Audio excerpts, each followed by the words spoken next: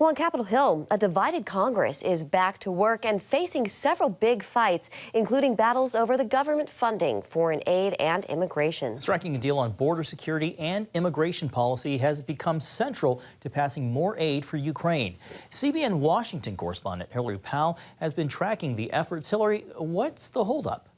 Well, Senate negotiators are struggling to reach an agreement even after having worked on this for several months. They are really trying to work together while House Republicans are trying to interject their own hardline immigration demands. Congressional leaders secured a separate agreement on overall spending as they try to avoid a partial government shutdown. Now, the issue is leaders left out border policies, pushing some conservatives to use the prospect of a government shutdown to further their efforts on border reform.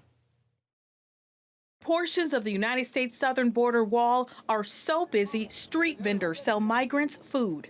With the number of illegal crossings topping 10,000 several days last month, high-stakes talks on Capitol Hill center on the border. A small group of Senate negotiators are efforting a bipartisan bill to reduce the number of migrants who travel to the southern border to apply for asylum protections. Significant disagreements remain, possibly prolonging negotiations beyond this week. Senator James Lankford tells Fox News bargaining talks are long overdue. Nothing's been done in this area for decades. As you know full well, the Biden administration has authorities they're choosing not to use.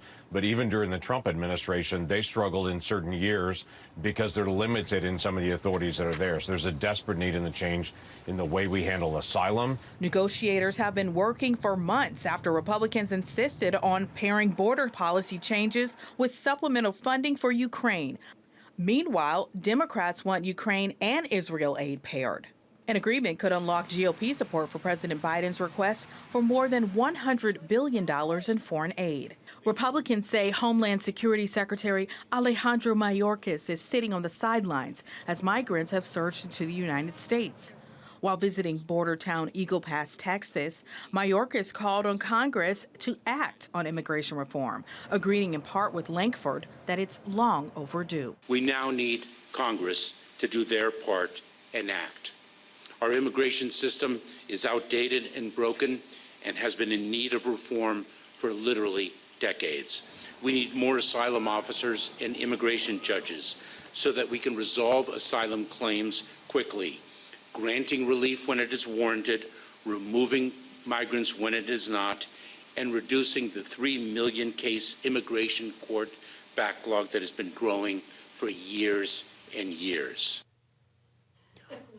On top of all of this, in the House, some Republicans are threatening to block any bill to fund the government unless border security demands are met. Now, those hard-right Republicans are also strongly opposed to passing short-term government funding. Some federal agencies are only funded through January 19th, so a deadline is definitely looming. Looming and right around the corner. CBN Washington correspondent Hillary Powell. Thank you so much, Hillary. Well, David Beer is an associate director of immigration studies at the Cato Institute, and he joins us now. David, welcome to you. So even if lawmakers are able to cut a bipartisan deal in the Senate, House Republicans are holding an impeachment hearing against DHS Secretary Alejandro Mayorkas tomorrow. So the question I have is, could a Senate border deal even make it through this House? It's extremely unlikely. I mean, the rhetoric that we've seen from the House and their narrative about the border crisis is that President Biden and Secretary Mayorkas have chosen this border crisis. They have encouraged people to come to the border. And if that's true, then why would you pass any legislation in this area? Because they're going to ignore it again. They're going to misuse the money that is provided. And so there's not a lot of faith in House Republican conference for any kind of border change that would improve the situation or provide new authorities or new money to do anything. And so from their perspective, it's what's in it for us? And they don't see much in it to sort of give a bunch of money to this administration on this issue. David, what kind of deal would you like to see in terms of immigration reform and border policies? What might that look like? And what would it take for both sides to come up with an actual deal?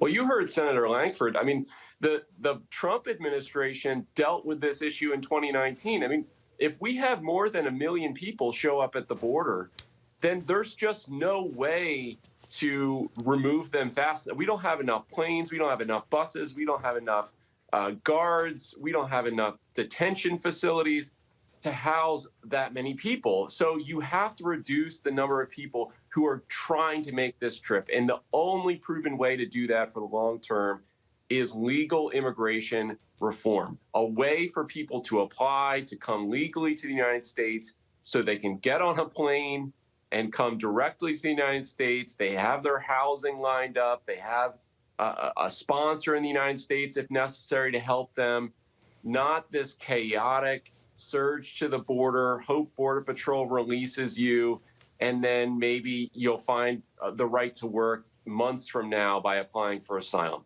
That's not a way to run an immigration system. Yeah. You know, David, as lawmakers do go back and forth, are you concerned that a sense of urgency is being lost? Of course, there's the long-term, more policy-type issues, but in the immediate, there is this crisis at the border.